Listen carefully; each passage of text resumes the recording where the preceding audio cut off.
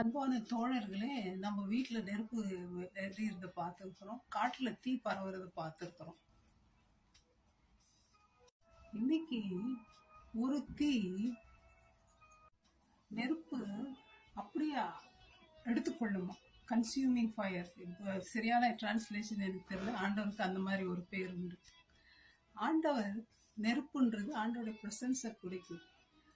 பழைய ஏற்பாட்டில் நம்ம பார்த்தோம்னா இஸ்ரேல் ஜனங்கள் அக்கினி ஸ்தம்பம் மேக ஸ்தம்பத்தினால் ஆண்டவர் வழி நடத்துறாராம். மோசே ஆண்டவரோடு பேசும் பொழுது அந்த முட்செடி நெருப்புல அவிந்து போகல. அந்த நெருப்பு இருக்கு, ஆனா பச்சையாவே இருக்கு. ஆண்டவருடைய பிரசன்னத்தை உணர்றார். நம்முடைய ஆத்துமால இருக்கிற அழுக்க போக்குன்னா நமக்கு என்ன வேணும்? ஆண்டவருடைய அக்கினி தேவை. ஏன்னா அந்த அக்கினிக்கு முன்னால நம்ம பாவத்தோடு நிக்க முடியல. நம்ம பாவம் சுத்திகரிக்கப்படணும். இப்போ அந்த பொண்ணெல்லாம் பார்த்தீங்கன்னா அந்த நகை கடைக்காரர் என்ன பண்ணுவாங்க, நெருப்புல போடுவாங்க.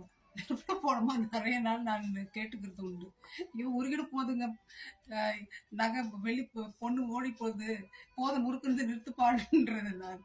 அப்போ அவர் சொல்லுவார், ஏம்மா அது என்னவாகணும், லிக்விட் ஆகணும், அது திரவம் ஆகணும். திரவம் ஆகும் போது தான் அந்த அழுக்கெல்லாம் அந்த மேலே வருமா. மேலே அந்த அழுக்கெல்லாம் வெளியே வந்துடும். அப்போ நம்ம மூஞ்சி அந்த பொண்ணுல பார்க்கலாம். அவ்வளோ கண்ணாடி மாதிரி இருக்கும் அது. ஸோ அதுதான் சுத்த பொண்ணு. நம்ம கூட ஆண்டவர் நிறைய நமக்கு டெஸ்ட் கொடுக்குறாரு. ஆண்டவர் நம்மளை சோதிக்கிறார், புடமிடுறாரு. அதெல்லாம் என்னத்துக்கு? நம்மளை சுத்த பொண்ணா மாத்துறது.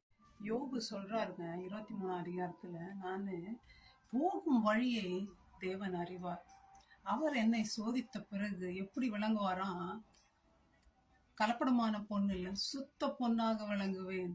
நீதிமொழிகள் என்ன சொல்றாங்கன்னா, வெள்ளியை குகையும் பொன்னை புடமும் சோதிக்கும், இருதயங்களை சோதிக்கிறவரோ தேவன். சகரியால ஏசப்பா என்னன்றாரு, வெள்ளியை உருக்குறது போல பொன்னை புடமிடுகிறது போல அவர்களை புடமிடுவேன். நம்மளை புடமிட போறார் ஆண்டவர்.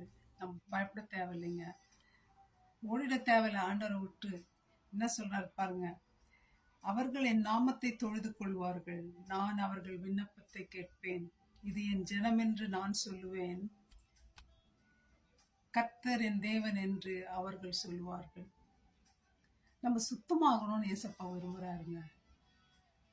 ஆகவே நம்ம சோதனைக்குள்ள கஷ்டங்களுக்குள்ளாக போகும் பொழுது நம்ம பயப்பட தேவையில்லை. நம்மளை ஆண்டவர் சுத்திகரிக்கிறார். நம்ம எப்படி அவர்களை நிலைத்திருக்கிறோன்றதை பார்க்கறதுக்கு. ஆகவே யோபு எப்படி ஆண்டவர்